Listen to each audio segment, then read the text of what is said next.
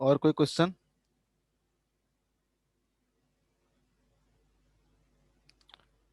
कोई नहीं? चलो ठीक है। और किसी को कुछ नहीं है? और जो भी डॉट होगा उसका न्यूट्रल ऑफ मोशन का आज तो नहीं कर पाएंगे, थोड़ा जाना है मेरे को। ठीक है। आज हम लोग पढ़ेंगे conservative and non conservative force. ठीक है, थोड़ा फटाफट करने की कोशिश करना। Conservative and non conservative force, क्या होता है कंजर्वेटिव फोर्स और क्या होता है नॉन कंजर्वेटिव फोर्स। ठीक है। अभी तक हम लोग देख रहे थे कि कोई फोर्स होगा तो उसके कारण कैसे बगडर निकालेंगे। कोई फोर्स होगा तो इससे पहले किसी को पूछना नहीं है ना? थ्योरी पार्ट में, थ्योरी पार्ट में किसी को पूछना नहीं है ना? No sir. ठीक नो है, सर। आगे आगे स्टार्ट करते हैं। ठीक है। अभी तक हम लोग देख रहे थे कि कोई फोर्स अगर दिया रहे आपको, कांस्टेंट फोर्स रहे या फिर वेरिएबल फोर्स रहे, किसी भी तरह का फोर्स रहे, तो उसके कारण वर्क डन हम लोग कैसे निकालते हैं, ये चीज हम लोग को पता है। अब यहाँ पे हम लोग फोर्स को दो तरह के फोर्स पे बोल रहे हैं, एक को बोल रहे हैं कंजर्वेटिव फोर्स और एक को बोल रहे हैं नॉन कंजर्वेटिव फोर्स। दो तरह के फोर्स हमको पढ़ना है, कंजर्वेटिव फोर्स और नॉन कंजर्वेटिव फोर्स। तो कंजर्वेटिव फोर्स क्या होता है और नॉन कंजर्वेटिव फोर्स क्या होता है, इस दोनों को हम लोग समझेंगे। ठीक है। कंजर्वेटिव फोर्स क्या होता है? अगर मान लो, यहाँ पे देखना, कंजर्वेटिव फोर्स डिफाइन किया है, if work done by the force is independent of path, independent of path, then force is called conservative force, then force is called conservative force। इसका मतलब क्या समझेंगे? ये बोला क्या कि बगडन जो होगा वो क्या होगा, किसी भी फोर्स के कारण अगर बगडन निकालते हो और डिपेंड नहीं करता है पाथ पे, डिपेंड नहीं करता है पाथ पे, तो ऐसे फोर्स को हम लोग बोलेंगे कंजर्वेटिव फोर्स। इसका मतलब क्या हुआ? इसका मतलब क्या हुआ? जैसे एग्जांपल में दे रखा है gravitational force, spring force, electromagnetic force, ये सब क्या है, कंजर्वेटिव फोर्स के एग्जांपल्स हैं। तो पहले तो इसी बात को समझेंगे कि इंडिपेंडेंट ऑफ पाथ कहने का मतलब क्या हुआ। आपको ग्रेविटेशनल फोर्स में एग्जांपल दिए थे हम, ग्रेविटेशनल फोर्स में, कि मान लो कि एच हाइट से किसी ब्लॉक को ग्राउंड पे लाना है, किसी हाइट से, एच हाइट से किसी पार्टिकल को ग्राउंड पे लाना है। तो आप ऐसे लाओ या फिर ऐसे लाओ या फिर ऐसे लाओ या फिर घुमाते फिराते कैसे भी लाओ, कैसे भी लाओ। तीनों केस में अगर हम पूछे कि मान लो कि इस केस में बगडन कितना है W1, इस केस में मान लो कि बगडन है W2 और इस केस में बगडन है कितना, W3, तो क्या बोलते थे? बगडन इक्वल। इक्वल टू क्या होगा? तो बगडन equal to W1 equal to W2 equal to W3, और सारे बगडन किसके बराबर होंगे? तो MGH के बराबर होंगे। सारे बगडन किसके बराबर होंगे? MGH के बराबर होंगे। तो यहाँ पे आपने क्या किया, ग्रेविटेशनल फोर्स के अगेंस्ट आपने अलग अलग तीन पाथ सिलेक्ट किया। ठीक है। और उस पाथ के थ्रू क्या किया, आप एक पॉइंट से दूसरे पॉइंट पे मूव किए। फिक्स क्या था? इनिशियल पोजीशन फिक्स था हमारा और फाइनल पोजीशन क्या था हमारा, फिक्स था। पॉइंट ए फिक्स था और पॉइंट बी फिक्स था। हमको जाना कहाँ से था? ए से बी जाना था। हमने तीन अलग अलग पाथ को सिलेक्ट किया और तीनों केस में हमने देखा कि बगडन क्या है, तो बगडन तीनों केस में क्या है, सेम है। ठीक है। यानी ये पाथ पे डिपेंड नहीं कर रहा, ये जो फोर्स है इसके द्वारा जो बगडन है वो पाथ पे डिपेंड नहीं कर रहा है। ठीक है। ये पाथ पे डिपेंड नहीं करता, डिपेंड किस पे कर रहा है? तो डिपेंड कर रहा है सिर्फ और सिर्फ initial position and final position पे। डिपेंड किस पे कर रहा है? Initial position and final position पे। आप कहीं से भी घूम के जाओ, ठीक है, बगडन क्या मिलेगा आपको? सेम ही मिलेगा। तो ऐसा अगर फोर्स हो, ऐसा अगर फील्ड फोर्स हो, तो ऐसे फोर्स को हम लोग क्या बोलते हैं? Conservative force. ये समझ में आया? ऐसे फोर्स को क्या बोलते हैं हम लोग? Conservative force. ठीक है। यानी यस सर। अगर कोई कंजर्वेटिव फोर्स है, ठीक है, यहाँ पे अगर मान लो कि एक कंजर्वेटिव फोर्स है, तो कंजर्वेटिव फोर्स में अगर पॉइंट ए से पॉइंट बी जाना है, पॉइंट ए से पॉइंट बी जाना है, तो कोई भी पाथ आप सिलेक्ट करें, ठीक है, पाथ P1 सिलेक्ट करें, P2 सिलेक्ट करें, P3 सिलेक्ट करें, तीनों केस में बगडन क्या होगा? सेम ही होगा। तीनों केस में बगडन क्या होगा? सेम, जो भी आएगा, लेकिन वो बगडन क्या होगा? सेम होगा। ये पाथ पे डिपेंड नहीं करेगा, पाथ पे डिपेंड नहीं करेगा। और भी कोई पाथ ले लो, ऐसे से घुमा फिरा के कोई भी पाथ ले लो, अब भी पहुंचो। अगर फोर्स कंजर्वेटिव है, अगर फोर्स कंजर्वेटिव है, इसका मतलब क्या होगा, वर्क डन क्या होगा, वर्क डन क्या होगा, सेम ही होगा, वर्क डन क्या होगा, सेम होगा। ठीक है, जैसे यहाँ पे भी ग्रेविटेशनल फोर्स का एग्जांपल दिया था मैंने, कि मान लो कि एक इंक्लाइंड प्लेन के थ्रू ए से बी तक आ रहा है, टॉप से बॉटम आ रहा है, एक क्या आ रहा है डायरेक्टली, मान लो कि यहाँ से डायरेक्टली यहाँ नीचे आ रहा है। दोनों केस में क्या होगा, वर्क डन क्या होंगे, mgh के बराबर होंगे। दोनों केस में वर्क डन क्या होंगे, mgh के बराबर होंगे, यानी W1 equal to W2 equal to कितना होगा, mgh। ठीक है, तो ऐसा फोर्स जिसके प्रेजेंस में अगर आप काम कर रहे हो और काम जो भी वर्क है वो सिर्फ और सिर्फ डिपेंड करे इनिशियल एंड फाइनल पोजीशन पे, उससे पाथ से कोई मतलब नहीं है, तो ऐसे फोर्स को बोलेंगे हम लोग कंजर्वेटिव फोर्स। ऐसे बात, ऐसे फोर्स को क्या बोलेंगे हम लोग, कंजर्वेटिव फोर्स। ये समझ में आया क्या? Yes sir. इसको नोट डाउन कर लो, नोट डाउन करते हुए चलोगे, यहाँ तक नोट डाउन करोगे। ठीक है, नोट डाउन करते चलना फटाफट, कहीं पे दिक्कत होगा बताना। ऐसे फोर्स को बोलेंगे हम लोग कंजर्वेटिव फोर्स। कॉपी पेन लेके आना है। ठीक है, सेम चीज होगा, जो स्प्रिंग फोर्स होगा चाहे इलेक्ट्रोमैग्नेटिक फोर्स होगा, उस केस में भी जो वर्क डन होगा डिपेंड करता है सिर्फ और सिर्फ इनिशियल एंड फाइनल पोजीशन पे। ठीक है, स्प्रिंग में कितना कंप्रेशन हुआ इस बात पे डिपेंड करेगा कितना वर्क डन हुआ है। ठीक है, कितना वर्क डन हुआ है इनिशियल फाइनल पोजीशन पे, कितना स्प्रिंग कंप्रेस हुआ है, कैसे हुआ है नहीं हुआ है उससे कोई मतलब उसको नहीं है, कितना फाइनली कंप्रेशन हुआ है उसके अकॉर्डिंग इसका वर्क डन डिपेंड करेगा। ठीक है,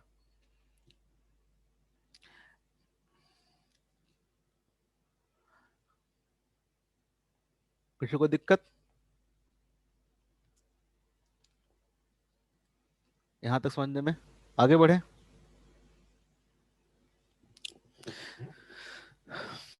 तो आपने बोला कि कंजर्वेटिव फोर्स ऐसा फोर्स है जिसमें जो वर्क डन है it's only depends on initial and final position. अगर मैं बोलूं कि सपोज दैट आगे बढ़े ना, नोट्स बनाते चलना। मान लो कि पॉइंट ए से पॉइंट बी तक गए, कंजर्वेटिव फोर्स अवेलेबल है हमारे पास। ठीक है, पॉइंट ए से बी गए एक बार पाथ ए के थ्रू या P1 पाथ के थ्रू, मान लेते हैं P1 पाथ के थ्रू हम लोग ए से बी तक गए, और P2 पाथ के थ्रू, ठीक है, P2 पाथ के थ्रू हम लोग क्या किए, P2 पाथ के थ्रू वापस रिटर्न कर गए, वापस रिटर्न कर गए। ठीक है, तो अगर मैं पूछूं कि work done in a close path या राउंड ट्रिप कितना होगा, ये मान लो कि W1 है, ये मान लो कि W2, ऐसा मत बोलना कि दोनों इक्वल होगा, W1 इक्वल W2 तो नहीं होगा ना। एक W1 क्या है, तो ए से बी जा रहे हैं, और W2 क्या है, बी से ए जा रहे हैं, दोनों अलग अलग चीज है। W1 क्या है, ए से बी जा रहे हैं, हाँ ए से बी अगर कोई और पाथ से जाते हैं, ठीक है, ए से बी अगर कोई और पाथ से जाते, ठीक है, इस केस में वर्क क्या होता, इसके बराबर हो जाता। ठीक है, P1 पाथ में जो वर्क हुआ वही क्या होता, P3 पार्क में भी वर्क होता। ठीक है, P3 पाथ में भी वही वर्क होता। ठीक है, लेकिन यहाँ पे क्या कर रहे हैं हम, यहाँ से बी से ए आ रहे हैं, ए वर्क क्या होगा, अलग होगा। ठीक है, जैसे मान लो कि ग्रेविटेशनल फोर्स का एग्जांपल ले लेते हैं, ग्रेविटेशनल फील्ड का ले लेते हैं एग्जांपल। सर, हाँ सर। तो इसमें W1 equal to negative of W2 होगा। हाँ हाँ हाँ, इससे ग्रेविटेशनल फील्ड का एग्जांपल ले लेते हैं, कि मान लो आप ए से बी गए, ए से बी गए, ठीक है, और वापस क्या किए, बी से वापस आप क्या किए, ए गए हो, वापस स्ट्रेट लाइन है।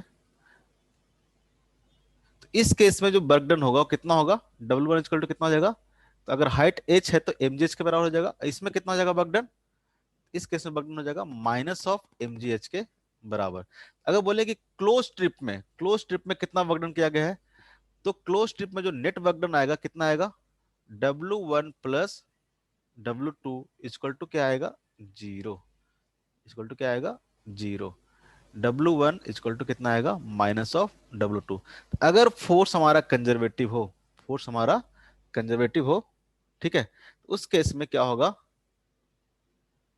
उस केस में क्या होगा, कि work done in A close path is zero. क्या होगा? Work done in A close path is zero. होगा कि नहीं होगा? अगर कंजर्वेटिव फील्ड में बात कर रहे हो, ठीक है, कंजर्वेटिव फील्ड में अगर कंजर्वेटिव फील्ड में अगर आप हो, तो राउंड ट्रिप में जो बगडन होगा वो क्या होगा? जीरो होगा। राउंड ट्रिप में बगडन क्या होगा? जीरो होगा। ये बात समझ में आती है? क्योंकि बगडन क्या कर रहा है, कंजर्वेटिव फील्ड में जो बगडन है डिपेंड किस पे कर रहा है? तो इनिशियल एंड फाइनल पोजीशन पे, इनिशियल एंड फाइनल पोजीशन में। तो क्लोज ट्रिप में क्या होगा? क्लोज ट्रिप में इनिशियल पॉइंट और फाइनल पॉइंट दोनों क्या होंगे? सेम होंगे। इनिशियल पॉइंट और फाइनल पॉइंट दोनों क्या होंगे? सेम होंगे। अगर आप ए से गए हो, ठीक है, और लौट के क्या आए? ए पे आए, ठीक है, तो डिस्प्लेसमेंट कितना होगा? जीरो। डिस्प्लेसमेंट कितना होगा? जीरो। तो बगडन कितना हो जाएगा? जीरो हो जाएगा। ठीक है, यानी W1 इक्वल टू कितना हो जाएगा? -W2। तो जब भी कंजर्वेटिव फोर्स रहेगा, जब भी कंजर्वेटिव फोर्स या फील्ड जो भी बोल रहे हैं, कंजर्वेटिव फोर्स रहेगा, तो राउंड ट्रिप में बगडन कितना आएगा? जीरो आएगा। राउंड ट्रिप में बगडन कितना आएगा? जीरो आएगा। ठीक है, यानी ए से बी गया है तो W1 वर्क करना पड़ा है, तो बी से ए आने पे बगडन कितना करना पड़ेगा? -W1 के बराबर। ये बात समझ में आती है? ये बात समझ में आती है? Yes sir. ठीक है, तो हमेशा कंजर्वेटिव फोर्स में तीन बात याद रखना। पहला बात, जो वर्क होगा क्या होगा? इंडिपेंडेंट ऑफ पाथ होगा, यानी डिपेंड किस पे करेगा? इनिशियल एंड फाइनल पोजीशन पे, इनिशियल एंड फाइनल पोजीशन पे। और तीसरा बात क्या है कि क्लोज पाथ में बर्डन कितना होगा कंजर्वेटिव फोर्स का? जीरो होगा। ये बात समझ में आता है तीनों?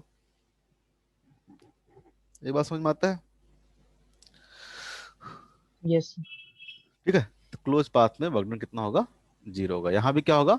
तो W1 plus W2 equal to mgh minus mgh कितना हो जाएगा? जीरो हो जाएगा। ठीक है, क्लोज पाथ में कंजर्वेटिव फोर्स के कारण वर्कडन कितना होता है? जीरो होता है। ठीक है, ये तो हुआ कंजर्वेटिव फोर्स के बारे में मोटा मोटा आइडिया कि क्या होता है कंजर्वेटिव फोर्स। ठीक है, तो नॉन कंजर्वेटिव फोर्स किसको बोलेंगे फिर? इसका जस्ट उल्टा, इसका उल्टा। क्या होगा non work done conservative? By force will be dependent of path.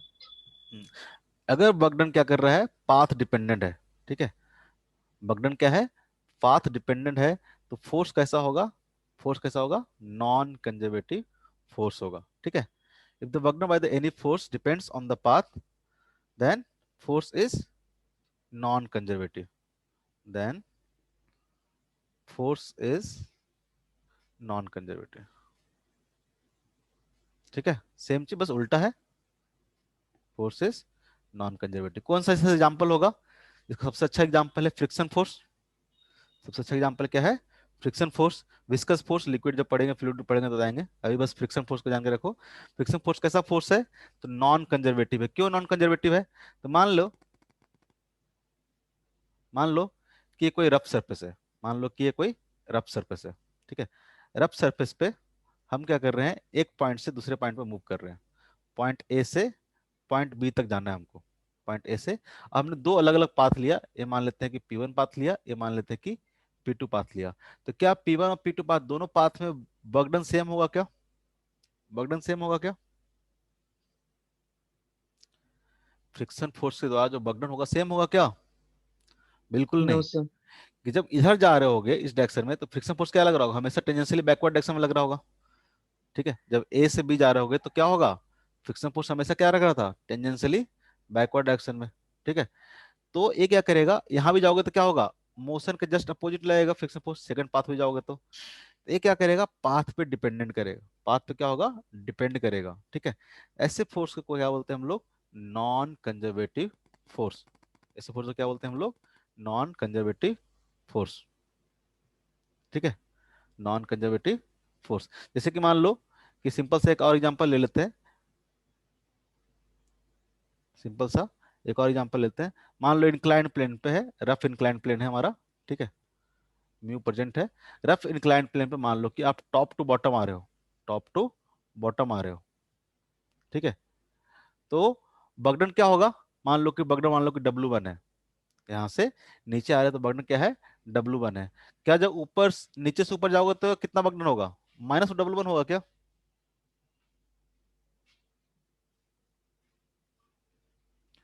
बगडन कितना होगा? ऐसे क्वेश्चन किए हैं ना पहले भी। अरे जो ऊपर से नीचे आ रहे होगे तो क्या होगा, मान लेते हैं कि यहाँ फ्रिक्शन फोर्स कितना है, F है। तो फ्रिक्शन फोर्स क्या लग रहा होगा, बैकवर्ड डायरेक्शन में लग रहा होगा। और डिस्प्लेसमेंट क्या हो रहा है, इस डायरेक्शन में हो रहा है। अगर WF बोले, ठीक है, A टू बी क्या आएगा, तो -μ/n जो भी ये डिस्प्लेसमेंट होगा, डिस्प्लेसमेंट मान लेते हैं कि S है, तो S के बराबर होगा। और जब B टू ए जाएंगे तब भी जो work done by the friction force होगा कितना होगा, जब बी टू ए जा रहे होगे, ठीक है, तो फ्रिक्शन फोर्स क्या लग रहा होगा, अब इस डायरेक्शन में लग रहा होगा फ्रिक्शन फोर्स। फ्रिक्शन फोर्स क्या लग रहा होगा, इस डायरेक्शन में लग रहा होगा, और डिस्प्लेसमेंट क्या है, अपर डायरेक्शन में, तो यहाँ भी क्या हो जाएगा, तो -μ/n/s के बराबर। ठीक है, तो यहाँ पे हम लोग नहीं बोल सकते हैं, ये पे क्या हुआ, जो बगडन है, ठीक है, ये डिपेंड करेगा पाथ पे। और उसको राउंड ट्रिप में देखोगे तो बगडन जीरो नहीं होगा। ठीक है, यानी ए से बी गए और बी से ए जाए, तो टोटल बगडन की बात करें, अगर टोटल बगडन की बात करें तो कितना आ जाएगा, तो जाएगा -2 × μ × ns। टोटल बगडन की बात करें तो क्या आएगा, राउंड ट्रिप की बात करें तो कितना बगडन आ जाएगा, राउंड ट्रिप की बात करें तो बगडन कितना आ जाएगा, -2 × μ × ns के बराबर। ठीक है, यहाँ पे मतलब राउंड ट्रिप में बगडन क्या हो रहा है, जीरो नहीं हो रहा है। राउंड ट्रिप में बगडन जीरो नहीं हो रहा है। और जो बगडन है क्या है, पाथ डिपेंडेंट है। बगडन क्या है, अगर अलग अलग पाथ से जाओगे तो बगडन क्या करना पड़ेगा, आपको अलग अलग करना पड़ेगा। ये बात समझ में आती है?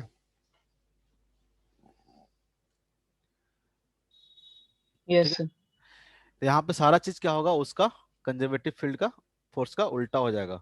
बगडन इनिशियल और फाइनल पॉइंट पे डिपेंड नहीं करेगा। डिपेंड किस पे करेगा, कौन से पाथ से होके आप जा रहे हो। अलग अलग पाथ लोगे तो फ्रिक्शन फोर्स के द्वारा जो बगडन भी होगा वो क्या होगा, अलग अलग होगा। ठीक है, राउंड ट्रिप में यहाँ बगडन जीरो नहीं होगा। राउंड ट्रिप में बगडन यहाँ पे जीरो नहीं होगा। ठीक है, नोट कर लो इसको, सर इतना ये समझ में। सेकंड वाला एक बार फिर से बता दीजिए ना। कौन सा वाला? तो ये सब work done close path is not zero. Example दे रहे हैं कि जैसे कि बगडन इन क्लोज पाथ, वहां पे क्या आ रहा था, जीरो आ रहा था ना, कंजर्वेटिव फोर्स में। यहाँ पे जैसे बोला कि मान लो कि एक एग्जांपल दिया कि इंक्लाइन प्लेन है, जो रफ इंक्लाइन प्लेन है, उस पे ब्लॉक क्या कर रहा है, ए हमारा, ठीक है, मान लेते हैं कि मास एम है। यहाँ से ब्लॉक क्या कर रहा है, नीचे की ओर मूव कर रहा है। एक बार क्या किया, टॉप टू बॉटम गया, ए टू बी मूव किया, और दूसरा में बी टू ए मूव किया, तो राउंड ट्रिप हो गया कि नहीं हो गया, जहां से गया तो वहीं पे आ गया। मान लो कि ए से बी गया और फिर बी से चलता चलता क्या आ गया, ए पे आ गया। तो ए टू बी जाएगा तो बगडन कितना होगा, ए टू बी जाएगा तो फ्रिक्शन फोर्स का आधार हम बगडन निकाल रहे हैं सिर्फ। ठीक है, बगडन बाय द फ्रिक्शन फोर्स, तो क्या आएगा, तो फ्रिक्शन फोर्स इस केस में क्या लग रहा होगा, बैकवर्ड डायरेक्शन में। फ्रिक्शन फोर्स क्या लग रहा होगा, बैकवर्ड डायरेक्शन में, और कितना होगा, μ × n के बराबर। काइनेटिक फ्रिक्शन μ × n के बराबर, तो बर्डन कितना हो जाएगा, -μ × n और मान लेंगे डिस्प्लेसमेंट कितना है, s है, यानी इंक्लाइंड प्लेन का लेंथ मान लेते हैं कि s है, तो क्या आ जाएगा, -μ × n/s के बराबर। जब बी टू ए जाओगे तब भी क्या होगा, अब देखो, जा ऊपर रहे लेकिन फ्रिक्शन फोर्स क्या लग रहा होगा, नीचे की ओर लग रहा होगा। फ्रिक्शन फोर्स क्या लग रहा होगा, नीचे की ओर लग रहा होगा। अभी भी जो फ्रिक्शन फोर्स क्या है, डिस्प्लेसमेंट के अपोजिट है। अभी भी फ्रिक्शन फोर्स क्या है, डिस्प्लेसमेंट के अपोजिट है। तो यहाँ भी बर्डन कितना आएगा, -μ × n/s। अगर राउंड ट्रिप की बात करेंगे, टोटल बर्डन की बात करेंगे, burden by the friction force, यहाँ पे क्या देख रहे हैं हम लोग, जो भी बात कर रहे हैं, burden by the friction force बात कर रहे हैं, बर्डन बाय फ्रिक्शन फोर्स, कोई और फोर्स नहीं, बर्डन बाय फ्रिक्शन फोर्स। ठीक है, ये जो फ्रिक्शन फोर्स के द्वारा जो बर्डन होगा कितना होगा, तो ये जो टोटल है क्या है, total burden by the friction force, क्या है, total burden by friction force in round trip, round trip, तो कितना आ जाएगा, तो ऊपर से नीचे आने में बर्डन कितना पड़ रहा था, -μ/n/s, और जब नीचे से ऊपर जा रहे थे तब भी कितना हुआ, -μ/n/s। तो जरूरी नहीं है कि राउंड ट्रिप में फ्रिक्शन फोर्स के द्वारा जो नॉन कंजर्वेटिव फोर्स होगा उसका वर्क डन क्या होगा, जीरो होगा, नहीं होगा। ठीक है, work done in round trip by the non conservative force zero नहीं होगा। ठीक है, डिपेंड करेगा पाथ पे। ये बात समझ में आ रहा है? हाँ सर। पक्का?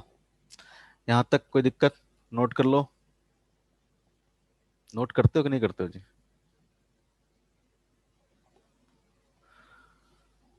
नोट करते चलो फटाफट दम। किसी को कुछ पूछना है तो पूछो इस दौरान, जिसने नोट कर लिया हो। सर एग्जाम्पल में क्या लिखे, फ्रिक्शन फोर्स और कहाँ पे? ए फ्रिक्शन फोर्स और विस्कस फोर्स। लिक्विड वाला होता है ना, फ्लूइड लगाता है ना फोर्स एक, यस सर। विस्कस फोर्स देखेंगे फ्लूइड में। अभी बस सर एग्जांपल में उसका लिख एक दिया है एग्जांपल दीजिए। विस्कस फोर्स का। हाँ। जैसे कि मान लो कोई फ्लूइड है, बाकी लोग नोट करेंगे। मान लो कि लिक्विड है, वाटर है। अब इसके अंदर मान लो कि कोई बॉल रखते हो, ठीक है, तो ये बॉल पे कोई फोर्स लगता है कि नहीं लगता है? चाहे मान लो कि ये बॉल को आप ऊपर की ओर मूव करा रहे हो, ऊपर की ओर मूव करा रहे हो, तो लिक्विड क्या करता है, एक फोर्स लगाता है ना। चाहे मान लो कि एयर है, बायोन। हाँ चाहे एयर है, मान लो कि एयर में आप क्या कर रहे हो, नीचे से ऊपर मूव करो चाहे ऊपर से नीचे मूव करो, तो एक एयर फोर्स लगाता है, रेजिस्टेंस फोर्स। एक एयर यस। क्या यस करता सर। है, वो फोर्स क्या रेसिस्टिव होता है, फोर्स। हमेशा क्या होता है, वेलोसिटी के अपोजिट ही लगाता है, हमेशा वेलोसिटी क्या करेगा, अपोजिट ही लगाएगा। अगर आप ऊपर मूव कर रहे होगे, ऊपर मूव करोगे तो फोर्स कैसा लगेगा, नीचे की ओर। जब आप नीचे मूव करना शुरू करोगे, फोर्स क्या लगेगा, ऊपर की ओर लगेगा। इसलिए इसको रेस्टिव फोर्स भी बोलते हैं, क्योंकि हमेशा क्या करता है, मोशन को अपोज करता है। तो ये फोर्स कैसा फोर्स होगा, नॉन कंजर्वेटिव फोर्स होगा। कैसा फोर्स होगा, नॉन कंजर्वेटिव फोर्स होगा। ठीक है, क्योंकि इसका जो होगा वो डिपेंड करेगा पाथ पे, क्योंकि उतना तो हमेशा लगते रहेगा। Just like friction force, friction force क्या होता है, हर टाइम पे क्या करता है, मोशन के अपोजिट लगते रहता है। अगर मान लो कि जो रिलेटिव मोशन हो रहा है उसके अपोजिट लग रहा है, यहाँ भी क्या है, फोर्स हमेशा मोशन के अपोजिट लगते जा रहा है। तो अलग अलग पाथ में जाओगे तो क्या होगा, अगर मान लो कि आप ऐसे मूव कर रहे हो, ठीक है, इस पॉइंट पे देखोगे तो विस्कस फोर्स इधर की ओर, इस पॉइंट पे देखोगे तो विस्कस फोर्स इधर की ओर, इस पर देखोगे तो इधर की ओर, इस पर देखोगे तो कितना हो जाएगा। अगर मान लो कि सर्कुलर है बिल्कुल, तो मान लो कि कोई विस्कस फोर्स है एफ आर, तो F R into two pi R आ जाएगा वर्क डन माइनस में। ठीक है, तो ये क्या करेगा, पाथ पे डिपेंड करेगा। क्लियर है? क्लियर है? बोलो, पूछ के चुप हो जाते हो जी। Yes sir. ठीक है, नीचे करें। अब यहाँ पे एक बहुत इंपॉर्टेंट पॉइंट हम बता रहे हैं, इसको ध्यान से देखना। ठीक है, इस लाइन को पढ़ो पहले, क्या बोलता है, conservative force are non dissipative in nature and be store. ठीक है, conservative force are non dissipative in nature and work done by the conservative force, ठीक है, work done and be store work as a form of energy. इसको थोड़ा गलत लिख दिया, conservative force are non dissipative in nature and, कितना छोटा लिखे हैं, दिख भी नहीं रहा है। दिख भी नहीं रहा, दिख रहा है अब? जूम करके देखना पड़ता है। और ये इसको बड़ा दुख है मेरे राइटिंग से। ठीक है, देखो जूम करके तुम लोग, फिर मेरा पूरा चल जाएगा। एक पॉइंट यहाँ पे लिखा है, क्या है, conservative force are non dissipative in nature. पहले यहाँ तक, कंजर्वेटिव फोर्स क्या होता है, non dissipative in nature and be store work as a form of energy. ठीक है, पहले पूरा पढ़ लेते हैं। And form of energy and non conservative force are dissipative in nature. पहले तो बताओ नॉन डिसिपेटिव और डिसिपेटिव का मतलब क्या होता है। इसका मतलब हुआ कि जैसे कि मान लो कि कंजर्वेटिव फोर्स है, ठीक है, कंजर्वेटिव फोर्स है, और वहां पे कोई आप वर्क कर रहे हो, ठीक है, वहां पे कोई वर्क कर रहे हो, तो वर्क करने के कारण क्या होता है, किसी पार्टिकल में एनर्जी स्टोर होता है ना। हम लोग पढ़ रहे थे ना कि ग्रेविटेशनल फोर्स अगर वर्क किया, तो मान लो कि नीचे से ऊपर ले गए, नीचे से ऊपर ले गए, तो ग्रेविटेशनल फोर्स जब वर्क करता है तो क्या करता है, वो वर्क एनर्जी के फॉर्म में स्टोर हो जाता है। पोटेंशियल एनर्जी के फॉर्म में क्या रहता है, स्टोर रहता है। जैसे कि स्प्रिंग है, तो स्प्रिंग पे आप जब काम करते हो, स्प्रिंग को जब पुश करते हो, ठीक है। स्प्रिंग को जब आप पुश करते हो तो क्या होता है, इस पे अगर काम करोगे तो इसके अंदर भी क्या होता है, एनर्जी स्टोर हो जाता है। इसके अंदर भी क्या होता है, एनर्जी स्टोर हो जाता है। लेकिन मान लो कि फ्रिक्शन फोर्स है, ठीक है, ये मान लो कि फ्रिक्शन सरफेस है, ठीक है, और उसमें आप इस तरह से मूव कर रहे हो, तो फ्रिक्शन फोर्स जो वर्क करेगा वो कहीं स्टोर होता है क्या? फ्रिक्शन फोर्स जो वर्क करता है कहीं स्टोर होता है क्या? तो कंजर्वेटिव फोर्स के अगेंस्ट अगर आप वर्क करोगे तो वो वर्क क्या होगा, एनर्जी के फॉर्म में स्टोर हो जाएगा कहीं ना कहीं। आप कंजर्वेटिव फील्ड के में अगर आप वर्क करोगे तो वो वर्क क्या होगा, एनर्जी के फॉर्म में कहीं ना कहीं स्टोर हो जाएगा। लेकिन नॉन कंजर्वेटिव फोर्स रहेगा तो वो जो वर्क होगा एनर्जी के फॉर्म में स्टोर नहीं होगा, कहीं ना कहीं डिसिपेट कर जाएगा। जैसे फ्रिक्शन फोर्स है, तो मान लो कि एक ब्लॉक को आप यहाँ से घिसट के आगे ले जा रहे हो, किसी ब्लॉक को पुश करके आगे ले जा रहा हो और दोनों सरफेस के बीच में फ्रिक्शन फोर्स है, तो आप वर्क कर रहे हो, वर्क बेसिकली क्या होता है, हीट एनर्जी के फॉर्म में क्या हो जाता है, रिलीज हो जाता है, डिसिपेट हो जाता है कि नहीं हो जाता? हीट एनर्जी, साउंड एनर्जी जिसके फॉर्म में होगा वो क्या करेगा, डिसिपेट हो जाएगा, वो कहीं स्टोर नहीं होगा। लेकिन अगर कंजर्वेटिव फोर्स रहेगा, जैसे कि ग्रेविटेशनल फोर्स है, ठीक है, या स्प्रिंग फोर्स है, ग्रेविटेशनल फोर्स में क्या करता है, अगर मान लो कि यहाँ से आप ऊपर ले जा रहे हो, यहाँ से आप एच हाइट ऊपर ले जा रहे हो, तो जो भी आप वर्क करोगे, आप कितना वर्क करोगे, एम जी एच के बराबर वर्क करोगे।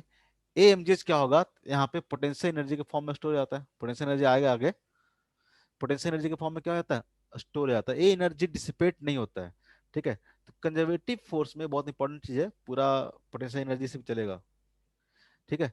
कंजर्वेटिव फोर्स अगर रहेगा तो जो भी आप वर्क करोगे वो वर्क क्या होगा, डिसिपेट नहीं होगा, और जो काम किया आपने, वर्क किया, वो क्या होगा, एनर्जी के फॉर्म में क्या हो जाएगा, स्टोर हो जाएगा, ठीक है। वर्क क्या होगा, एनर्जी के फॉर्म में स्टोर हो जाएगा, ठीक है। जबकि नॉन कंजर्वेटिव के केस में अगर फोर्स हमारा क्या हो, नॉन कंजर्वेटिव फोर्स हो, इस केस में जो वर्क होगा वो क्या होगा, किसी न किसी एनर्जी के फॉर्म में क्या हो जाएगा, डिसिपेट हो जाएगा, क्योंकि एनर्जी तो कंजर्व रहता है ना, तो किसी न किसी एनर्जी के फॉर्म में क्या करेगा, वो डिसिपेट कर जाएगा। जैसे फ्रिक्शन है, तो आप इसे मान लो कि पुश करके किसी ब्लॉक को आप आगे की ओर धक्का देते हो, तो देखना उसको छू के देखना, नीचे गर्म हो जाता है, सरफेस हो जाता है कि नहीं हो जाता है, सरफेस क्या होता है, या फिर अपने हाथ को इस तरह से क्या बोलते हैं, हाथ को रगड़ने के लिए बोलते हैं, ठीक है, अपने हाथ को रब करोगे तो क्या होगा, कुछ देर के बाद हाथ आपका क्या हो जाता है, गर्म हो जाता है, क्योंकि वहां पे फ्रिक्शन फोर्स क्या होता है, काम कर रहा होता है। एक एक हाथ के ऊपर एक हाथ ऊपर स्लाइड करेगा तो क्या होगा, फ्रिक्शन फोर्स यहाँ पे क्या करेगा, काम करेगा। और फ्रिक्शन फोर्स कैसा फोर्स है, नॉन कंजर्वेटिव फोर्स है, तो ये जो वर्क करेगा वो वर्क कहीं आपके हाथ में स्टोर नहीं होगा, बल्कि कहाँ हो जाएगा, हीट एनर्जी के फॉर्म में क्या हो जाएगा, रिलीज हो जाएगा, हीट एनर्जी के फॉर्म में। तो जब भी नॉन कंजर्वेटिव फोर्स के द्वारा जो बर्डन होगा वो कहीं स्टोर नहीं होता, बल्कि किसी और एनर्जी के फॉर्म में वो क्या हो जाएगा, डिसिपेट हो जाएगा। हीट एनर्जी के फॉर्म में हो जाए, लाइट एनर्जी के फॉर्म में हो जाए, साउंड एनर्जी के फॉर्म में हो जाए, जिस भी एनर्जी के फॉर्म में होगा वो क्या करेगा, डिसिपेट कर जाएगा, ठीक है। लेकिन कंजर्वेटिव फोर्स के द्वारा जो बर्डन होगा वो डिसिपेट नहीं करेगा, वो किसी न किसी फॉर्म में क्या हो जाएगा, पार्टिकल में स्टोर हो जाएगा। ये बात समझ में आ रहा है, ये बात समझ में आया, ये बात समझ में आया, Yes, sir. यस बस सर। है। कंजर्वेटिव फोर्स और नॉन कंजर्वेटिव फोर्स में आइडिया लग गया, किसको बोलेंगे कंजर्वेटिव फोर्स, किसको बोलेंगे हम लोग नॉन कंजर्वेटिव फोर्स, क्या होता है नहीं होता, ये तो हम लोग थ्योरेटिकल पार्ट देख रहे थे, इसका समझने की कोशिश कर रहे हैं कि क्या है कंजर्वेटिव फोर्स और क्या है नॉन कंजर्वेटिव फोर्स। अब मान लो कि फिजिक्स में पूछ दिया एफ इजक्वल टू, यहाँ पे जो क्वेश्चन है, F is equal to x i cap plus y j cap, एक कोई फोर्स दिया हुआ है, ठीक है, force equal to x i cap plus y j cap. अब पूछे कि बताओ ये फोर्स कंजर्वेटिव फोर्स है कि नॉन कंजर्वेटिव फोर्स है, ये पूछे आपसे, ये फोर्स कंजर्वेटिव फोर्स है या फिर नॉन कंजर्वेटिव फोर्स है, तो कैसे चेक करेंगे, कैसे चेक करेंगे?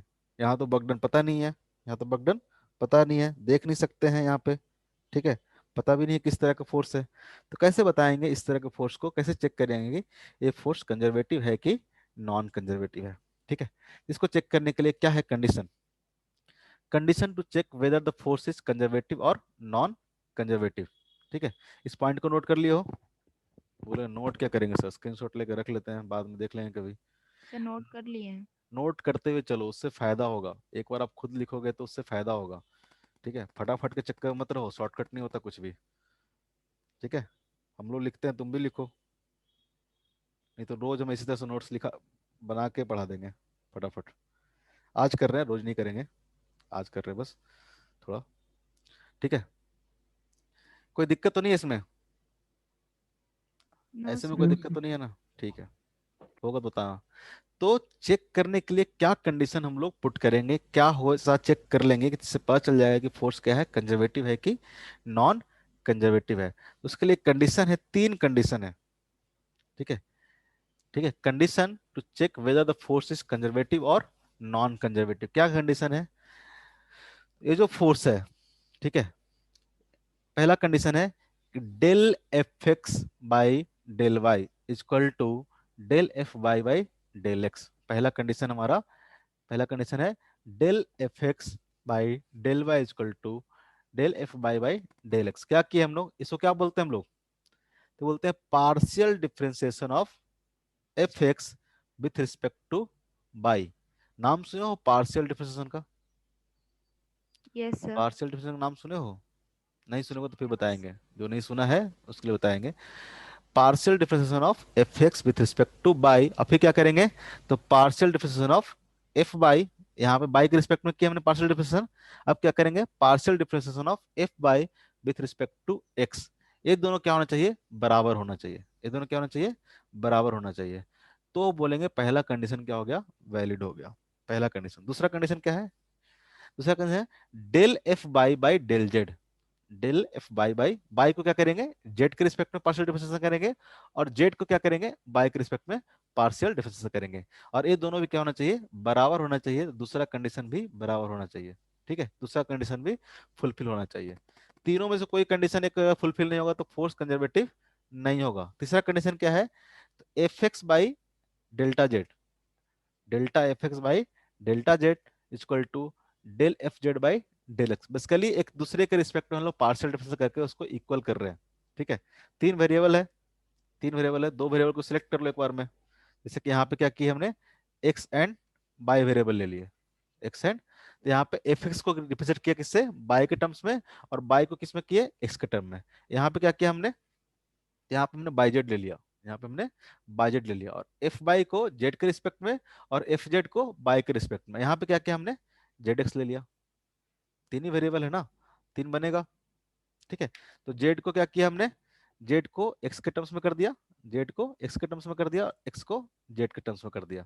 ठीक है, तो तीनों कंडीशन अगर आपको वैलिड है, तीनों कंडीशन क्या है?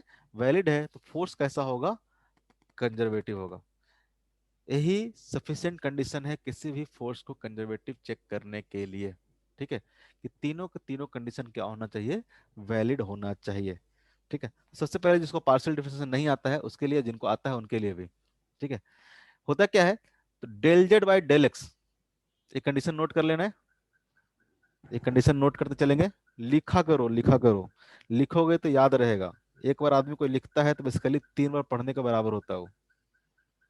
एक बार कोई आदमी अगर नोट डाउन करता है तो 3 बार उस नोट्स को पढ़ने के बराबर उसका इफेक्ट आता है। तुम लोग लिखते नहीं हो इसलिए समझ में कम आता है। ऑफलाइन में लिखते चलते थे ना साथ साथ में, सिर्फ देखते रहोगे मूवी की तरह तो समझ में नहीं आएगा, भूल जाओगे तुरंत ही। लिखते हैं। तुम लिखते हैं ना, बाकी लोग को बोल रहे हो, देख रहा कोई नहीं बोल रहा है। सर हम भी लिखते हैं। तुम्हारे अलावा बाकी लोग को बोल रहा हूँ तुम दोनों के अलावा। ठीक है, तो ये क्या हो गया? नेसेसरी एंड सफिशिएंट कंडीशन हो गया to check whether the force is conservative और नॉन कंजर्वेटिव। ओके, तो पहले तो देखते हैं कि पार्शियल डिफरेंशिएशन होता क्या है। ठीक है, तो ये जो हमने लिखा है डिजाइन देके, delta z by delta x, delta z by delta x, इसको क्या पढ़ेंगे? Del z by del x. ठीक है, जिसमें हमें पढ़ता था ना d z by d x, थोड़ा सा डिफरेंस है। D z by d x से थोड़ा सा डिफरेंस है del z by del x. इसको क्या पढ़ेंगे? इसको पढ़ते थे differentiation of z with respect to x. इसको क्या पढ़ते थे हम लोग? Differentiation of z with respect to s. इसको क्या पढ़ेंगे? Partial differentiation of z with respect to s. बस एक पार्शियल डिफरेंशिएशन आ जाएगा जब भी ऐसा लिखा रहेगा। ठीक है, del z by del x, इसको क्या पढ़ेंगे हम लोग? Partial differentiation of z with respect to x. करना कैसे होता है इसको पार्शियल डिफरेंशिएशन को? तो जैसे रिप्रेजेंटेशन करते थे ना उसी तरह से करना होगा इसको भी। ठीक है, लेकिन कुछ ना कुछ तो चेंज आएगा, नाम अलग है, इतना फोर्स दे रहे हैं तो कुछ ना कुछ अलग आएगा। तो क्या अलग आएगा? जैसे कि मान लो कि एग्जांपल देते हैं कि z is equal to x cube y square. Z equal to x cube y square. आपको निकालना है del z by del x. कैसे निकालेंगे? आपको जेड को डिफरेंशिएट करना है इन टर्म्स ऑफ एक्स। तो जब एक्स के इन टर्म्स में आप डिफरेंशिएट करोगे तो बाकी सारे जो वेरिएबल्स होंगे उसको कैसे ट्रीट करोगे? कांस्टेंट की तरह। पार्शियल डिफरेंशिएशन इनफैक्ट इजी है डिफरेंशिएशन से। ठीक है, इसका मतलब क्या हुआ कि जो आप एक्स के रिस्पेक्ट में कर रहे हो तो बाकी जितना भी होगा, ठीक है, यानी यहाँ पे बाई क्या हो जाएगा? कांस्टेंट हो जाएगा। बाई क्या हो जाएगा? कांस्टेंट हो जाएगा। अगर बाई के टर्म्स में कर रहे हो, एक्स क्या हो जाएगा हमारा? कांस्टेंट हो जाएगा। Del z by del x 2 बार आ गया। ठीक है, बस इतना ही डिफरेंस है। पार्शियल मतलब क्या है? सारे वेरिएबल नहीं है। जैसे कि आप मान लो कि dz बाई dx करते हैं, मान लो कि dz बाई dx करते हैं। ठीक है, तो इस केस में क्या होता? एक्स भी वेरिएबल होता, बाई भी क्या होता? वेरिएबल होता। एक्स भी क्या होता? वेरिएबल होता, और बाई भी क्या होता? वेरिएबल होता। लेकिन जब del z by del x करेंगे, ठीक है, del z by del x करेंगे, तो यहाँ पे क्या होगा? यहाँ पे हम लोग बाई को क्या करेंगे? कांस्टेंट की तरह ट्रीट करेंगे। जैसे कांस्टेंट आता था ना 2 3 4 5, उसी तरह से हम लोग बाई को क्या करेंगे? कांस्टेंट की तरह ट्रीट करेंगे, जो भी वेरिएबल होएगा। ठीक है, यानी सिर्फ और सिर्फ यहाँ पे जो एक्स होगा वो क्या होगा? वेरिएबल होगा। यहाँ पे एक्स क्या होगा? वेरिएबल होगा। इसके अलावा सारा क्या होगा? कांस्टेंट होगा। बाई हो, क्यू हो, आर हो, एस हो, जो भी रहेगा वो सारा क्या रहेगा? वेरिएबल रहेगा। तो इसको कैसे करेंगे? सॉल्व नहीं किया है। ठीक है, तो del z by del x करेंगे तो क्या आ जाएगा? तो देखो बाई स्क्वायर क्या आ गया? कांस्टेंट आ गया। पुट करो यहाँ पे, इसको इसे लिख देते हैं y square into x cube divided by del x. तो बाई स्क्वायर क्या है? कांस्टेंट है, तो बाई स्क्वायर क्या आ जाएगा? बाहर आ जाएगा। कांस्टेंट क्या होता था? बाहर आ जाता था। ये हो जाएगा del x cube by del x. तो कितना आ जाएगा ये? बाई स्क्वायर तो बाहर रहेगा, और एक्स क्यू का डिफरेंशिएशन कितना हो जाएगा? नॉर्मल डिफरेंशिएशन की तरह हो जाएगा 3x स्क्वायर। 3x square. ठीक है, 3x स्क्वायर। उसी तरह से अगर उसी तरह से अगर यहाँ पे निकालना होता डेल जेड, डेल जेड, ठीक है, दूसरा है ना del z by del y, del z by del y. इसमें क्या होता? इसमें बाई के अलावा जो भी वेरिएबल रहता है वो सबको कैसा ट्रीट करते हैं? उसको हम लोग कांस्टेंट की तरह ट्रीट करते हैं। तो यहाँ पे एक्स ही है एक वेरिएबल, एक्स को कैसा ट्रीट करेंगे? कांस्टेंट की तरह। तो क्या आ जाएगा? एक्स क्यू क्या आ जाएगा? बाहर आ जाएगा। बचेगा क्या? तो del y square by del y. ये कितना आ जाएगा? एक्स क्यू, ठीक है, और डेल बाई स्क्वायर को डिफरेंशिएट करेंगे तो कितना आ जाएगा? तो आ जाएगा 2 इंटू बाई, 2 इंटू बाई। ये बात समझ में आ रही है? पार्शियल डिफरेंशिएशन कैसे करना है? बहुत आगे आगे आएगा, इसलिए सीख लो। ठीक है, 1 2 क्लास तक यही आते रहेगा। ठीक है, ये बात समझ में आ रहा है कि पार्शियल डिफरेंशिएशन कैसे करते हैं? पहले तो ये सीखो। ये बात आ रहा है समझ में? नहीं बोलोगे जी? सर एक बार फिर बताएंगे? हाँ, बोलोगे तो ना बताएंगे। अभी तुम बोली कि आता है सर, सबसे पहले तू ही बोली थी ना। सर पार्शियल का मतलब पता था आपको, बोले थोड़ा थोड़ा अच्छा आता है, बस मतलब पता है। अच्छा अच्छा, मुझे लगा पूरा ही आता है। क्या है पार्शियल डिफरेंशिएशन? जस्ट जैसे डिफरेंशिएशन करते थे ना हम लोग, उसी तरह से करेंगे पार्शियल डिफरेंशिएशन भी, कुछ अलग नहीं करेंगे। ठीक है, लेकिन नाम अलग है तो कुछ तो अलग करेंगे। अलग क्या करेंगे? तो जैसे कि यहाँ पे पार्शियल डिफरेंशिएशन करना है एक्स के रिस्पेक्ट में, ठीक है, जेड का पार्शियल डिफरेंशिएशन करना है एक्स के रिस्पेक्ट में, तो यहाँ पे हमारा एक्स क्या होगा? वेरिएबल होगा। बाकी सारे क्या होंगे? कांस्टेंट होंगे। एक्स क्या होगा हमारा? वेरिएबल होगा। बाकी सारे क्या होंगे?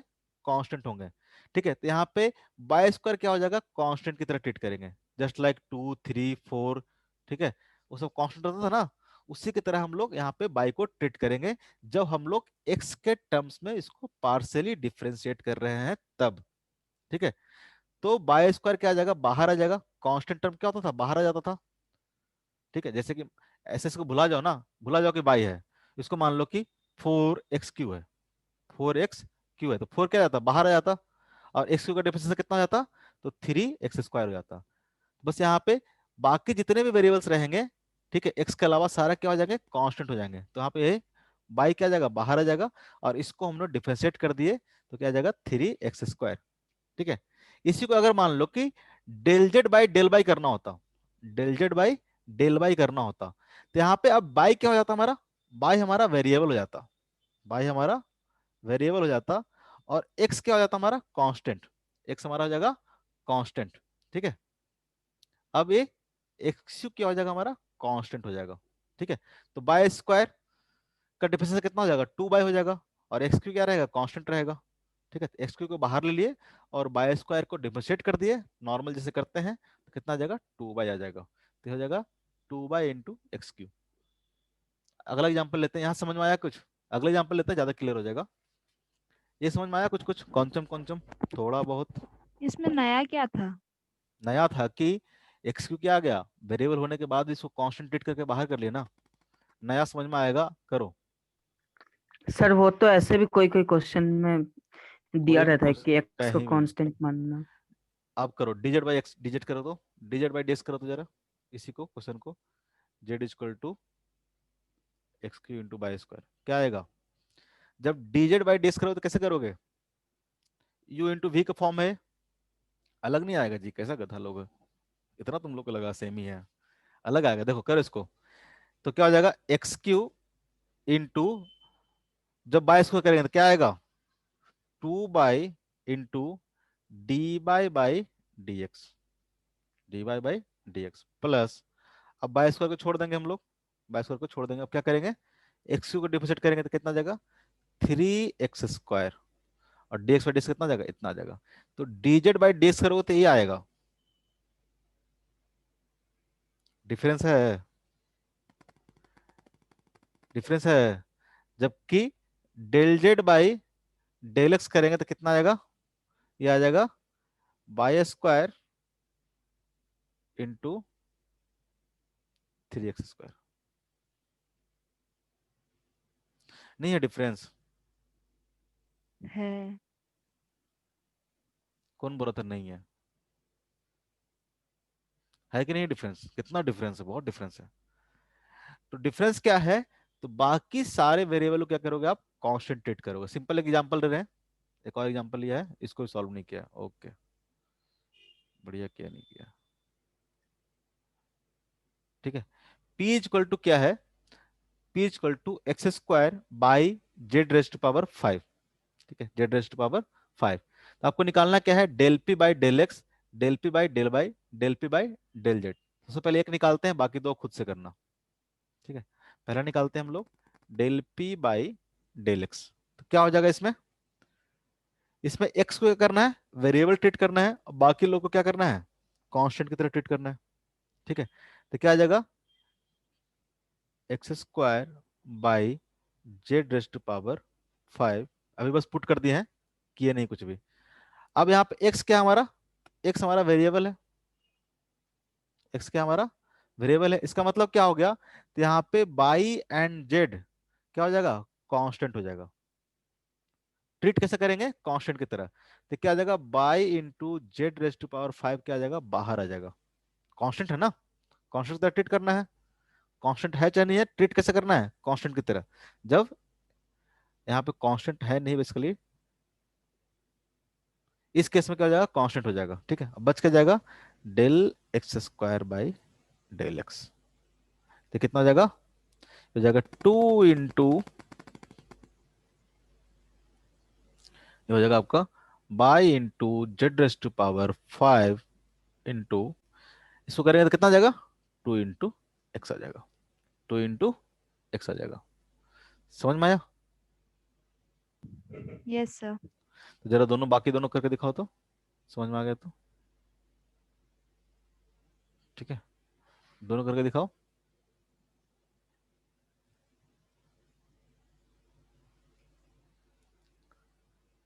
Del P by del y, अब क्या हो जाएगा, कर नहीं रहा हूं करो खुद से, सर कहाँ क्वेश्चन दिख नहीं रहे? यही तो क्वेश्चन है, स्क्रीन खत्म हो गया क्या, सर ये तो अभी बना दिए आपने। ये निकालना है del P by del y, del P by del z, y के टर्म्स में करो पार्शियल डिफरेंशिएट, और एक बार जेड के टर्म्स में करो partial differentiate.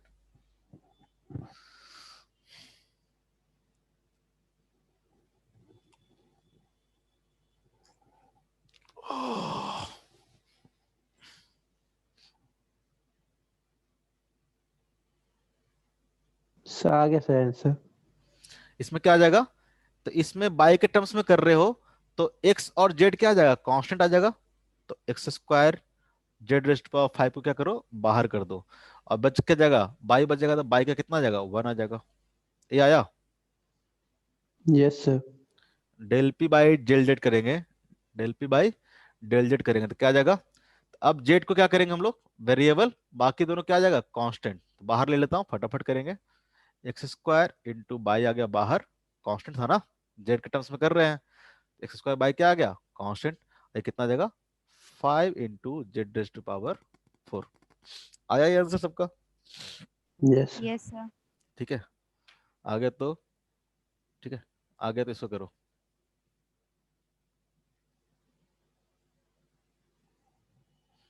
F equal to x square plus y raise to power 5 plus z square है। दिख रहा है, किसी को छोटा तो नहीं लग रहा है।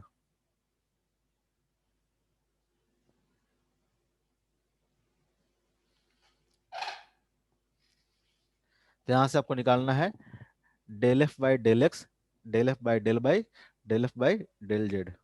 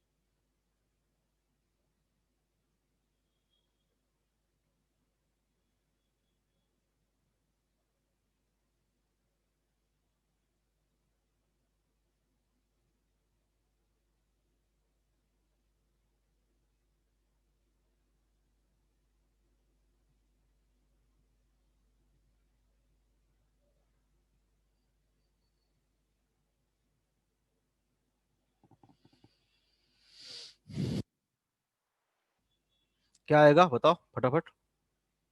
सर पहला क्या आएगा, मतलब वाई 5 प्लस जेड स्क्वायर को कांस्टेंट लेंगे, 8x आएगा। नहीं, डायरेक्टली बताओ कितना आएगा, del F by del x कितना होगा। Sir 2x z square plus y5। 2 x z square plus y5। क्या किए भाई। सर 8x ना होगा क्योंकि वहां पे हाँ, 4 भी है ना। 8x into y raise to power 5, बस इतना ही आएगा। छोड़ दी। एक लाइन में करना है, del F by del y. बाकी तो क्या होगा, जीरो होगा ना, तो कांस्टेंट टर्म का कितना हो जाएगा, जीरो हो जाएगा। जेड क्या हो जाएगा, कांस्टेंट हो जाएगा, कितना आ जाएगा, जीरो आ जाएगा। प्लस जीरो लिख सकते हो। जेड क्या होगा, कांस्टेंट होगा। अब बाई के टर्म्स में करोगे तो कितना आ जाएगा, बाई के टर्म्स में करोगे तो कितना आ जाएगा। अब एक क्या आ जाएगा, वेरिएबल, बाकी तो कांस्टेंट। तो 4x स्क्वायर तो क्या आ जाएगा, constant into y raise to power 5 कितना आ जाएगा, 5 into y raise to power 4। और जेड क्या है, कांस्टेंट, तो क्या आ जाएगा, जीरो हो जाएगा। ये कितना हो जाएगा, 20x square y raise to power 4। ये कितना आया, del F by del z कितना आया, del F by del z कितना आया। Sir 2z। Very good. यहाँ पे एक्स और बाई क्या हो जाएगा, कांस्टेंट हो जाएगा। इसका तो क्या हो जाएगा, zero plus 2 into Z, 2 into Z. ठीक है, ये समझ में आ गया। पार्शियल डिफरेंशिएशन कर लोगे, जिंदगी में कहीं भी मिलेगा तो। गहरी नींद से उठा के भी कोई दो थप्पड़ मार के बोलेगा इसको पार्शियल डिफरेंशिएशन करो, तो कर लोगे ना। हैं, हाँ आंख सर। बंद, आंख बंद के कर लोगे ना। हाँ सर, क्वेश्चन दिखना चाहिए बस। बस बिना क्वेश्चन देखे, अंतरात्मा से देखो। अब जो क्वेश्चन दिए थे कि एफ इक्वल टू, इसको नोट डाउन कर लियो, ऊपर भी कर लियो नोट डाउन, कहीं पे छूटा तो नहीं है कुछ। ये सब नोट डाउन नहीं किए, ये तो बना रहे थे ना। ऊपर जो बोल रहे थे सर कंडीशन इसका जो, पीडीएफ दे दीजिएगा जो जो पीडीएफ तो छूटा है। देंगे ही देंगे। फिर भी कुछ कुछ चीज नोट करते चलो, जो चीज छूट जाएगा उसको पीडीएफ से कंप्लीट कर लेना, नोट्स कंप्लीट करके रखना। ठीक है, यस सर। जिस दिन ऑफलाइन खुलेगा सबसे पहले सबका नोट्स ही चेक करेंगे। ठीक है, अब क्वेश्चन जो दिए थे उस क्वेश्चन पे वापस आ जाते हैं। क्वेश्चन क्या था, F equal to x i cap plus y j cap, और चेक करना था कि ये फोर्स कंजर्वेटिव है कि नहीं है। कंजर्वेटिव है कि नहीं है, तो इसको चेक करो जरा खुद से ही। कैसे चेक करेंगे, तो तीनों कंडीशन लेके, पहले एक्स वाई वाला, तो एफ एक्स को रिप्रेजेंट करेंगे बाई के टर्म्स में, एफ बाई को एक्स के टर्म्स में, फिर बाई जेड को एफ बाई को जेड के टर्म्स में, एफ जेड को बाई के टर्म्स में, फिर जेड एक्स को एफ जेड को एक्स के टर्म्स में, और एफ एक्स को एफ जेड के टर्म्स में। यहाँ पर देखोगे तो एफ एक्स इक्वल टू कितना आ जाएगा, एफ एक्स इक्वल टू आ जाएगा आपका एक्स, और एफ बाई इक्वल टू कितना आ जाएगा बाई। यहाँ तो कोई दिक्कत नहीं है ना, आपको एफ एक्स पता है, एफ बाई पता है, और एफ जेड देखोगे तो कितना आ जाएगा, एफ जेड तो कितना आ जाएगा, जीरो आ जाएगा।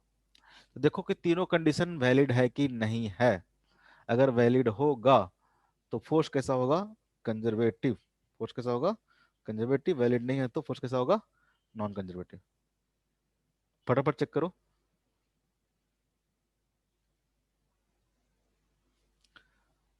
नोट कर लियो ना।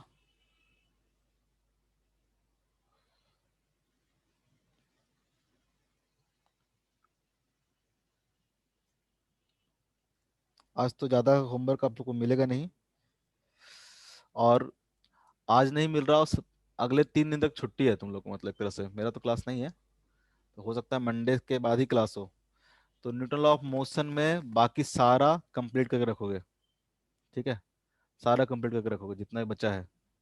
ठीक है, उसमें जो सब्जेक्टिव एक्सरसाइज है, अच्छा एक्सरसाइज है, एडवांस लेवल जो सब्जेक्टिव एक्सरसाइज है, एक एक क्वेश्चन उसको करना है। सारा हम डिस्कस करेंगे, जिस दिन भी करें करेंगे, लेकिन आप करना है इसमें क्वेश्चन नंबर 35,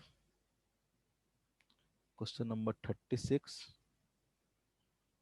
क्वेश्चन नंबर कल छुट्टी क्यों है? छुट्टी कहाँ है, क्लास नहीं किसी का कल भी। कोई भी क्लास नहीं है। एक्चुअली हर कोई कहीं ना कहीं शादी में निकल गया। ठीक है, एक आध दिन छुट्टी। तुम लोग तो क्लास हो ही गया होगा ना ऑलमोस्ट सारा, 4 क्लास तो हो ही गया होगा। छुट्टी नहीं है, आके वापस क्लास होगा ही होगा। मतलब कल पूरा छुट्टी है। तो क्लास में तो ज्यादा लगा ना इस बार, बाकी दिन नहीं लगा।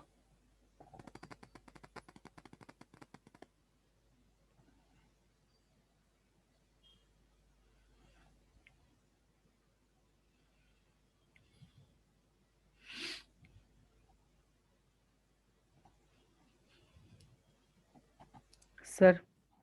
हम्म, बस इतना ही है, एक्सरसाइज 1 में नहीं दिया है इस पे, तो एक्सरसाइज 2 से बस इतना ही क्वेश्चन आप कर सकते हो, ये कर लेना। और न्यूटन लॉ ऑफ मोशन मेरे को कंप्लीट चाहिए, मोशन पूरा कर लेना। ठीक है, पूरा कर लेना। आया कि नहीं आया, कंजर्वेटिव फोर्स आया कि नहीं आया, पहला चेक करो। तो del F x by del y करोगे तो क्या आ जाएगा, एफ एक्स इक्वल टू कितना है, एक्स है। एक्स को अगर बाई के टर्म्स में डिफरेंशिएट करेंगे तो कितना आएगा, जीरो आएगा ना। एक्स को बाई के टर्म्स में डिफरेंशिएट करेंगे तो कितना आएगा, जीरो आएगा। पार्शियल डिफरेंशिएट करेंगे तो जीरो आएगा, क्योंकि एक्स क्या हो जाएगा, कांस्टेंट हो जाएगा। इसके लिए क्या हो जाएगा, कांस्टेंट हो जाएगा। उसी तरह से एफ बाई को अगर एक्स के टर्म्स में करेंगे तो एफ बाई क्या हो जाएगा, कांस्टेंट हो जाएगा। बाई क्या हो जाएगा, कांस्टेंट हो जाएगा, ये भी कितना हो जाएगा, zero. F by del F y by del z, तो बाई को जेड के रिस्पेक्ट करेंगे तो कितना आएगा, जीरो, क्योंकि यहाँ पे सिर्फ बाई है। जेड रहता तब ना, यहाँ पे क्या है, सिर्फ बाई है, तो जेड के कसम करेंगे तो जीरो आएगा। एफ जेड तो खुद ही जीरो है, तो क्या आ जाएगा, जीरो आ जाएगा। ये तो जीरो है तो जीरो ही आ जाएगा। और एफ एक्स को जेड के टर्म्स में करेंगे तो, एफ एक्स को अगर जेड के टर्म्स में करेंगे तो क्या आएगा, यहाँ पे एक्स से करना है जेड के टर्म्स में, तो एक्स क्या हो जाएगा, कांस्टेंट हो जाएगा, तो जीरो हो जाएगा। तो तीनों कंडीशन यहाँ पे क्या है, वैलिड है। तीनों कंडीशन क्या है, वैलिड है। तो जो एफ दिया हुआ है, एफ इक्वल टू कैसा होगा, एफ कैसा होगा, कंजर्वेटिव फोर्स होगा। एफ कैसा होगा, कंजर्वेटिव फोर्स होगा। इतना नहीं कर पाए, कौन कौन नहीं किया, अरे ये बात समझ में आया, तीनों कंडीशन चेक करना है। Yes sir. ये कर लिए थे खुद से, स्मिता। अरे की थी। No sir. क्यों? इतना क्या टफ था ये? बहुत टफ था नहीं? और टफ सिलेबस? ऐसा तो पढ़ाई भी नहीं करते हैं आप, पूछ देते हैं। नहीं नहीं तो एक करो, चेक करो इसको, एक फोर्स कंजर्वेटिव है कि नहीं है। छोड़ेंगे थोड़ा ना। चेक करो ये फोर्स कंजर्वेटिव है कि नहीं है। 6 मिनट बचा हुआ है ना टाइम। कब का टाइम अप हो गया? 4:50 तक चलता है ना। टाइम अप हो गया? कहाँ से टाइम अप हो गया? रूटीन में 440 था इसीलिए। 4:45 लिखा हुआ है। 40। 40 लिखा हुआ है, गलत लिख दिया होगा। 4:50 तक चलेगा, 20 मिनट का ही ब्रेक होता है, फिर 5:10 से क्लास होता है ना तुम लोग को। यस सर, आज हाँ नहीं है क्लास 5:10 में। हाँ ठीक है। क्लास वो गलत से लिखा गया होगा शायद। हमेशा ऐसे ही रहता है क्या? 3:40 तक ही रहता है क्या? 4:40 तक नहीं, 4:50 तक रहता है। 50 तक। ये गलती से लिखा गया होगा इस बार। 4:50 तक रहता है। चेक करो कंजर्वेटिव है कि नहीं कंजर्वेटिव है। पहला कंडीशन क्या होगा? क्या करोगे? डेल एफ एक्स बाई, क्या करेंगे? Del y equal to del F by del x. पहला कंडीशन। दूसरा condition, F x x y वाला हो गया, ठीक है। बाई जेड वाला ले लो, ठीक है। क्या होगा? Del F by del z equal to del F z by del y. याद करना कोई बड़ी बात नहीं है, ठीक है। ऐसा मत सोचना कि अब ले लो जेड एक्स वाला ले लो, तो क्या हो जाएगा? Del z by, sorry del F z, del F z by del x equal to del F x by del z. यही होगा ना? यही होगा ना? देखो अब यहाँ पे एफ एक्स क्या है, तो यहाँ पे एफ एक्स देखोगे तो क्या आ जाएगा? एफ एक्स इक्वल टू कितना है? X square. एफ एक्स कितना है? X square. और एफ वाई कितना है?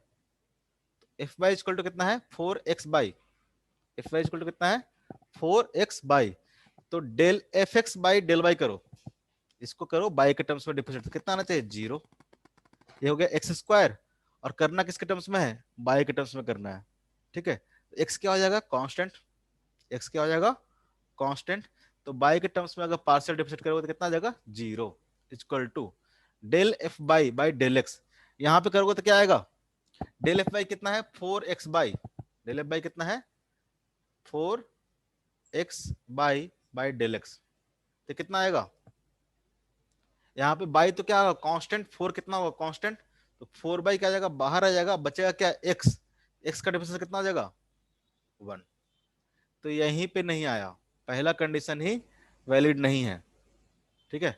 जब पहला कंडीशन ही वैलिड नहीं है तो बाकी से हमको चेक करने की जरूरत ही नहीं है। कोई भी एक अगर इनवैलिड आ गया तो फोर्स कैसा होगा?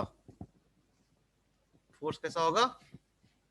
नॉन कंजर्वेटिव फोर्स होगा। फोर्स कैसा होगा? Non conservative. बाकी चेक करने की जरूरत भी नहीं है, ठीक है। कोई भी एक कंडीशन अगर वैलिड नहीं हो तो फोर्स क्या आ जाएगा? नॉन कंजर्वेटिव आ जाएगा। समझ में आया? समझ में आया? नहीं आया ना? यस सर, नहीं आया ना? आ गया नहीं आया? सर, आ गया। पक्का? ठीक है, अभी तो होमवर्क में एक कम ही दिया हूँ, 2 ही 3 क्वेश्चन दिखा मेरे को। 35, 36, 38 ये कर लेंगे एक्सरसाइज 2 में। एक्सरसाइज 1 में तो नहीं है, बेसिकली बहुत बेसिक है, पूरा पोटेंशियल एनर्जीज पे आता है, ठीक है। पूरा पोटेंशियल एनर्जी जब पढ़ा देंगे तब फिर इसमें क्वेश्चन आएगा ढेर सारा।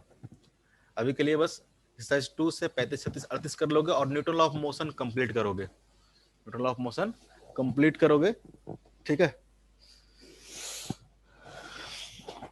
हम अभी टच में नहीं रहेंगे 2-3 दिन, okay. Sir sir sir NLM का सर बुकलेट फिर से स्टार्टिंग से बनाना रिकमेंडेड होगा? फिर से स्टार्टिंग से बनाना? बनाओ तो क्या दिक्कत मतलब है? फिर नहीं से बनाए सारा तो क्वेश्चन पूरा बुकलेट को फिर से नहीं बनाए हैं, मतलब फिर से। पहले आगे बनाओ, जहां तक बोले हैं पहले वो बनाओ, वो बना जाओगे तो पीछे की जरूरत भी नहीं पड़ेगा। अगर पीछे वाला बन रहा है तो आगे वाला ऐसे ही बन जाएगा। सर बन रहा है, लेकिन बोलते हैं ना कॉन्सेप्ट क्लियर नहीं है पूरा, जैसे तैसे बन रहा है। जैसे तैसे बन रहा है। नोट्स बनाए हो? हाँ सारा सर, पूरा नोट्स। नोट्स पढ़ो। नोट्स तो बनवाए ही नहीं है। सर नोट्स है, लेकिन वो नोट्स नोट्स लायक बनवाए हो तो नोट्स रोज नहीं है। तुम लिखते हैं पीडीएफ, और कितना नोट्स बनवाए हैं? सर फिर वो एनएलएम में नोट्स नहीं लिख थोड़ी रहे थे, होते हैं। एनएलएम में तो समझा रहे थे बस हम लोग। वो काम भी मैं ही कर दूंगा तुम लोग को, नोट्स लिखने वाला भी सब मुझसे ही करवाओ। सर बस एनएलएम का, बाकी सबका तो है ही। एनएलएम का? Yes sir. ठीक है।